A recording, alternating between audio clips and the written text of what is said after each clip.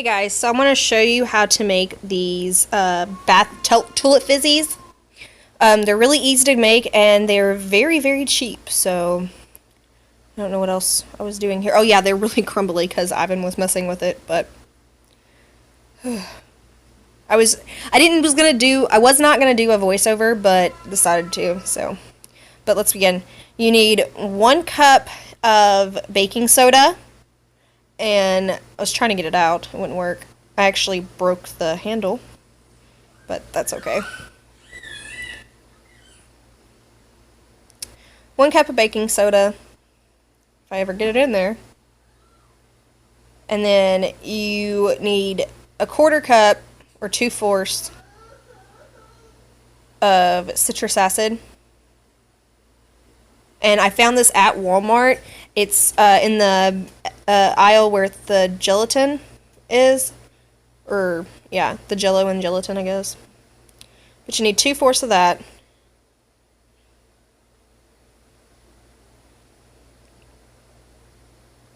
I'm very slow.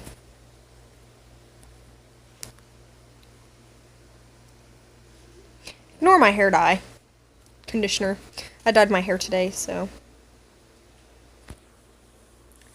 And then you stir that up. Make sure you don't have any, well, if I ever get done.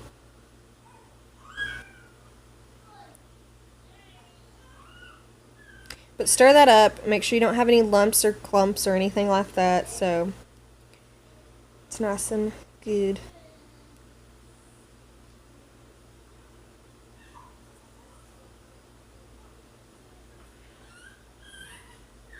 And now you work on your liquids. I was looking for a cup to put on that. I already made this, so. But you need 1 teaspoon of vinegar.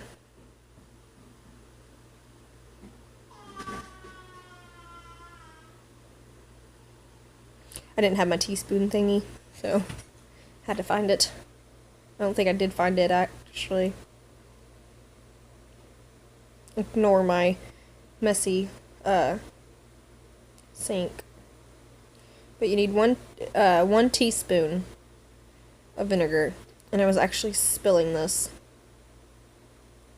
So.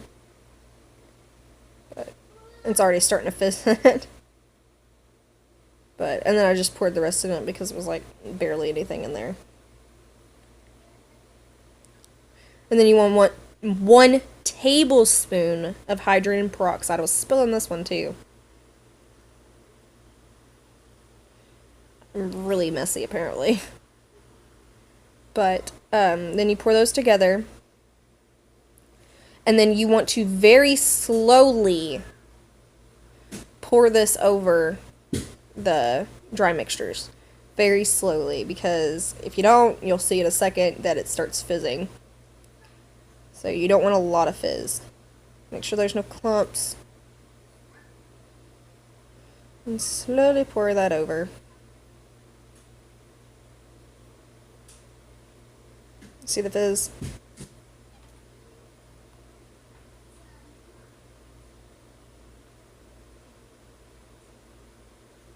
When you mix this up, you want a consistency of like damp sand. You do not want it wetter than that. Resist the urge of getting it more wet. I actually wanted to get the first thing that I made it more wet, but then I was like, yeah, I can't do that. It's gonna be messed up if you do. And then after you get done stirring it, you can add your fragrance. Now, I normally use lemon or lavender in the bathroom, but I did not have that, so I'm actually I gotta get the dropper. I don't have a dropper, so I'm using, well, I guess this is the dropper, but it's a medicine dropper. But we do not use this one anymore, so we have like the push one. But this is actually Japanese cherry blossom, so it goes in the little stick scents. But I just squirt a lot in there because, I mean, it's a bathroom and it stinks. So just pour that over, and then you stir it again.